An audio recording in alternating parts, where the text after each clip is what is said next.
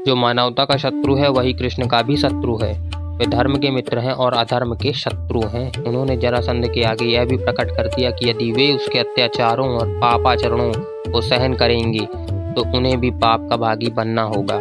कृष्ण का यह कथन अत्यंत महत्वपूर्ण है। वे स्वयं धर्माचरण के लिए कटिबद्ध हैं और अधर्म का आचरण करने वालों को दंड देने की भी सामर्थ्य रखते हैं। कृष्ण का सारा जीवन ही इसी आदर्श को सिद्ध करता है।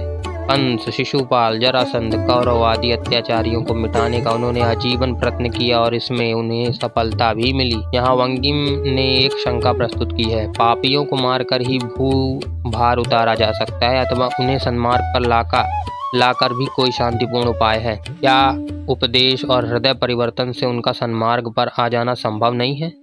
वंकिम हृदय परिवर्तन को सर्वथा अस्वीकार नहीं करते, किंतु महात्मा गांधी की भांति अतिवादी बनकर दुष्टों को ठीक मार्ग पर लाने का इसे एकमात्र उपाय भी नहीं मानते।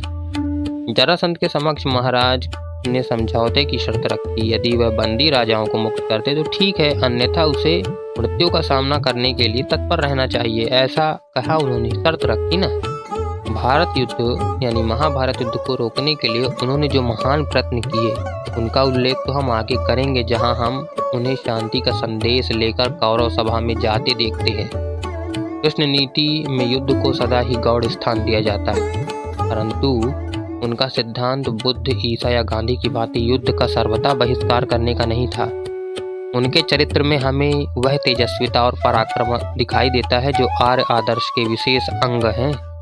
बुद्ध और गांधी की शिक्षाएं निवृत्ति मार्गी, श्रमण मार्गी के अनुकूल हैं, परंतु आर्य धर्म प्रवृत्ति और निवृत्ति, श्रेय और प्रेय, अभ्युदय तथा निःश्रेयस का समन्वय प्रस्तुत करता है। कृष्ण भी इसी आदर्श को मानते थे तथा तद अनुकूल आचरण भी करते थे। अतीत काल में आर्यों ने भी सदा इसी आदर्श का अनुसरण या अनुकरण किया है। वे ना तो युद्ध लिप्सु ही थे और ना कारण युद्ध के भयभीत होने वाले। आर्य इतिहास इस बात का साक्षी है कि यदि राम के समझाने पर भी रावण अनार्योचित आचरण करना नहीं छोड़ता तो राम के पास भी उसके गर्व को नष्ट करने का उपाय है। यदि दुर्योधन गर्वोन्मत्त होकर कृष्ण के शांति प्रस्ताव का उपहास करता है तो उनके समक्ष अपने गौरवपूर्ण व्यक्तित्व का प्रदर्शन कर उसके अहंकार को चूर चूर कर देने की शक्ति भी कृष्ण रखते हैं।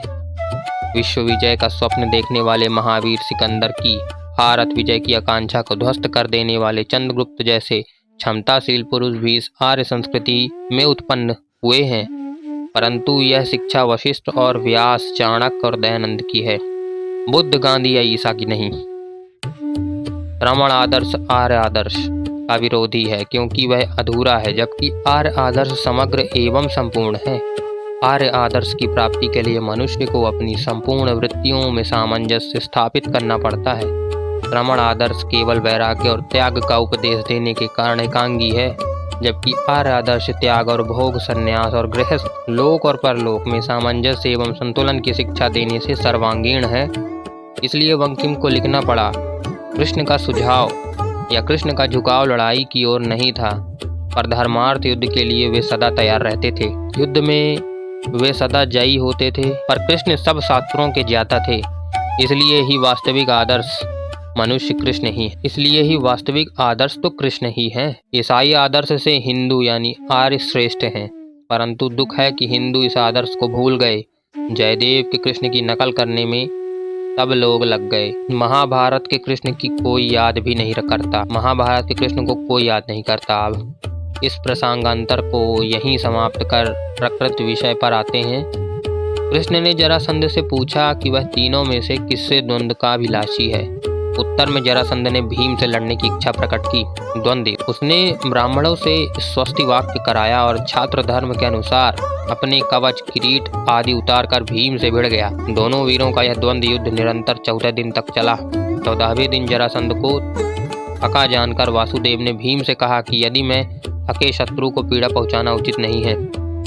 युद्ध में थके शत्रु को पीड़ा पहुंचाना उचित बात नहीं है। पूर्ण रूप से पीड़ित होने से वह अपना जीवन छोड़ सकता है, इसलिए तुम तुल्य भाव से लड़ो। कृष्ण की धार्मिक वृत्ति की यह पराकाष्ठा है। वे थके हुए शत्रु को भी त्रास देना नहीं चाहते। अब सोचिए आप, थके हुए को मारना भी अधर्म समझा उन्होंने। अंततः जरासंध भीमसेन के हाथों मारा गया। कृष्ण और अर्जुन ने बंदी राजाओं को मुक्त किया। जरासंध वध में कृष्ण का उद्देश्य भी यही था। राजाओं ने अपने मुक्तिदाता कृष्ण की अत्यंत विनयपूर्वक स्तुति की और स्वस्थान को चले गए।